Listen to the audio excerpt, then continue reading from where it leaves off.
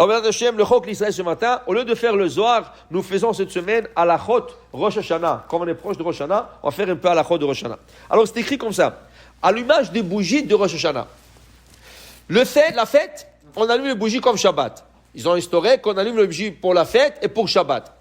Tu allumes le même nombre de bougies pour la fête que pour le Shabbat. Alors la femme qui a l'habitude d'allumer 3 bougies le Shabbat, allumera 3 bougies le Yom Tov. Elle allume 5 bougies le Shabbat, allumera 5 bougies de Yom Tov. C'est le même nombre. La seule différence entre le Shabbat et le Yom Tov est la suivante. Le Shabbat, il y a une discussion. Qu'est-ce qu'il faut faire d'abord? Est-ce qu'il faut faire d'abord la bénédiction, ensuite allumer?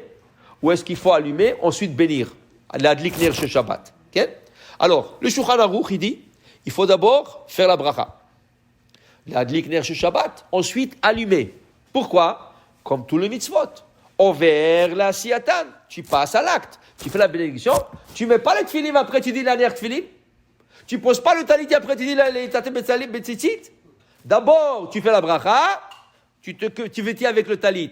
Tu fais la bracha. Tu poses le tefillim, tu mets le tefillim sur le bras, ok? Tout le mitzvot, c'est comme ça. Du Shulchan Aruch, adlakat nerot, c'est la même chose. Tu fais la bracha et tu allumes. Viens le Rama qui est l'Ashkenaz. L'opinion Ashkenaz. Non! Mais si on a fait la bracha, on a reçu le Shabbat. Okay? Alors comment je peux allumer? Alors d'abord, il faut allumer, terminer d'allumer, et ensuite faire la bracha. Ah! Mais est-ce que tu manges une pomme, après tu fais Boré Priaetz? Tu ne peux pas. Alors tu as déjà allumé. Sur quoi tu fais une bracha? Tu as déjà fini la mitzvah. Alors le Rama, il dit, la femme couvre les yeux. Comme si elle n'a pas allumé, parce qu'elle ne voit pas la bougie. Une fois qu'elle a terminé la bracha, elle découvre ses yeux, et voilà que comme si elle vient de l'allumer. Okay? Ça, c'était la machloket. Ouais. C'était la machloket entre Sepharad et Ashkenaz. Ah, il y en a qui font comme ça, il y en a qui font comme ça. Chaque femme suit la coutume de sa mère, sa communauté, et elle suit son rabbin. Ça c'est Shabbat. Yom Tov, il n'y a pas de mahloket. Tout le monde sont d'accord que Yom Tov, Ashkenaz, Sefarad, tout ce que tu veux, Yom Tov, on fait la bracha d'abord, ensuite on allume. Pourquoi? Le Rama, il a changé l'ordre. Pourquoi? Parce qu'il a dit, si tu fais la bracha, tu as reçu le Shabbat. Mais Yom Tov, tu as le droit d'utiliser un feu existant. Dans ce cas, il n'existe pas ce problème. Alors même le Rama est d'accord que Yom Tov, tu fais la bracha. Ah, qu'est-ce que tu vas dire? Tu as reçu la fête? Ok, pas de problème. J'ai une bougie allumée, d'une flamme allumée. Il n'y a pas de problème. Et là, tu allumes. C'est la seule différence entre l'allumage des bougies de Shabbat et l'allumage des bougies de la fête. Maintenant, quand il y a l'allumage des bougies de la fête, nous avons la coutume de ne pas réciter la bracha de Shechianu. La femme. Pourquoi? Parce que la femme va l'écouter pendant le kiddush de son mari. Quand on va faire le kiddush, elle va l'écouter du kiddush. Maintenant, s'il dit non, moi je vais le faire. Tu rentres dans un problème halachique. C'est quoi le problème? Ton mari, quand il va faire le kiddush, et à la fin du kiddush, Baruch ata Hashem, Mekadesh Israël ve'azemanim. Baruch ata Hashem.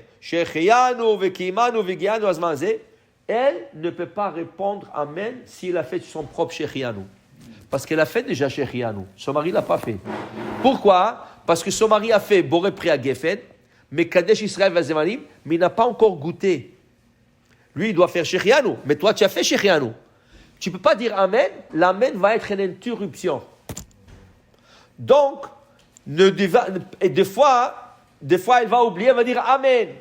Tu rentres dans des problèmes. Pourquoi avoir un problème? Fais les choses glattes, halak, lisses. Ne dis pas Shechianu, Vikimanu, Vegianu au moment de l'allumage des bougies de la fête. Fais-le, écoute-le de ton mari, c'est la même chose. Écoute-le de ton mari. Okay? Ça, c'est une autre différence, c'est qu'on ne dit pas. Mais non, une troisième chose pour l'allumage des bougies de Rosh Hashanah. Pour tout le monde, Sepharad, Ashkenaz, la bracha, c'est Baruch ata Hashem Elokeinu mechaolam shekedishanu mitzvotav v'tzivanu l'adlik ner shel Yom Tov. Rosh Hashanah c'est un Yom Tov comme tous les autres Yom Tov. Chabad, qu'est-ce qu'ils vont? Ils vont dire l'adlik ner shel Yom hazikaron. Parce que dans la prière on dit Yom hazikaron. On n'est pas Chabad. Chacun avec ses coutumes. Nous sommes séfarades. Donc, On ne dit pas à quelqu'un, non, il faut dire Yom Zikaron. Qui tu es? Allô? Il y a un Shulchan Aruch, il y a l'Alacha. Qui tu es, Bechal, de nous changer de coutume? Okay? On dit, on ne change pas. On reste la Dlikner chez Yom Tov.